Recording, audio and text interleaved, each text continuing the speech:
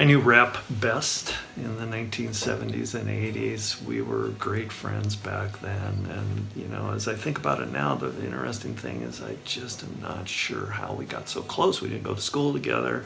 We did meet at church, and we just hung out a ton. We game nights. Back then we went to movies on the weekends, various sports, of course, and trips to the lake, and just, you know, a lot of having fun together.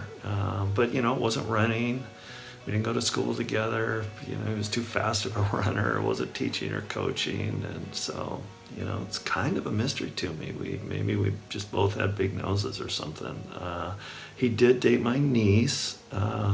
He dated coworkers of mine. He dated friends of mine, and he dated friends of mine. So maybe he liked the connections that I had. I don't know. But for sure, you know, I was with him in those kind of young adult years. I remember when he bought the bachelor pad. That was pretty cool. I was actually with him when he bought the infamous RX-7, although just for the record, I'd like it known that I was not in favor of the dark brown color that he picked. But anyway, you know, I think it was probably our sense of humor's meshed.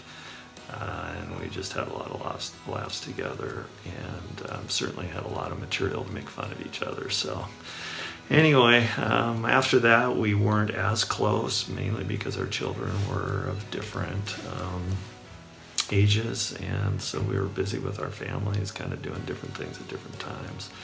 What I'm really happy about is this last year we were able to reconnect and spend a fair amount of time together, of course, reminiscing and ruminating on things. Rap was good at that.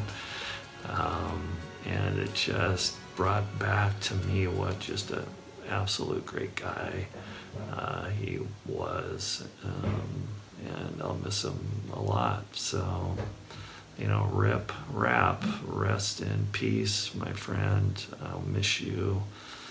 And really just one final comment. I wish he could hear it. And that is someday, I will vote Republican in honor of him.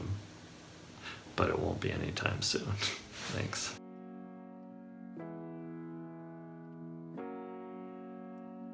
My dad was an incredible man. He was a great teacher, an excellent coach. He was a wonderful friend. But one of the roles I think he did the best at was the role of dad.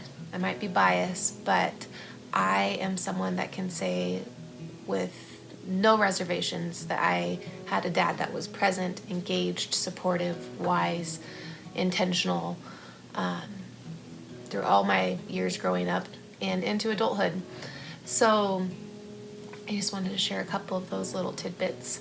One of those things that I really loved growing up was my dad would be out mowing the lawn, and Spencer and I would get together and gather some ammo, and then we'd sneak outside and attack dad from hiding spots, throwing soccer balls or not baseballs, that would be hard, but just plan this attack. And my dad would just fire right back. He would pause what he was doing, and it was just this big game. And he wasn't caught up in the to-do list. He wasn't caught up in making sure the lawn was mowed. The game was a part of it. Another way he made just the little things fun was he would take us to Costco and play hide and seek. Not something that we could do today, and not something my mom was thrilled about, but something that is a cherished childhood memory for both myself and Spencer. And even just sitting there at a restaurant waiting for our food to come, we had this game, this salt and pepper shakers that we would slide across the table, and had a point system, and he just made life fun. He was intentional with how he raised us. He made a point to be the dad that he wished he could have had growing up, and I think he did that and then some. Spencer and Dad had a great bond, and Dad and I also had our own special bond. We're kind of that classic, a daddy's girl. Not spoiled, but more in the sense that we just had the similar humor, similar interests, and we just clicked. When just throughout growing up, anytime a father-daughter song or movie would come on, we would both just tear up. I couldn't even necessarily articulate why, but it was just one of those triggers, I guess. And then as an adult, every wedding we ever attended, the father-daughter dance got us every time. Sometimes we'd just like book it away from each other just to avoid tearing up. And so it was a big deal when Sam and I were getting married. He was making this big charade of like, oh, but I'm not going to cry. Like, you guys, as in Mom and I, are going to be disappointed when I don't cry. And I'm pretty sure that, I don't even know if the doors had opened yet. And he's crying, I'm crying, and he was thrilled. He loved Sam. He was excited for the marriage, but I think it was, I don't know, there's just something to him being my first person, my go-to, and then that handoff. But he loved Sam, and we had a good laugh about that.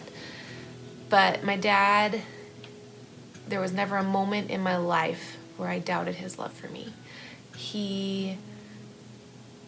I just knew I was loved and felt secure in that, and I am going to miss him a lot, but I cannot complain that I got 31 years with the most wonderful dad in the world.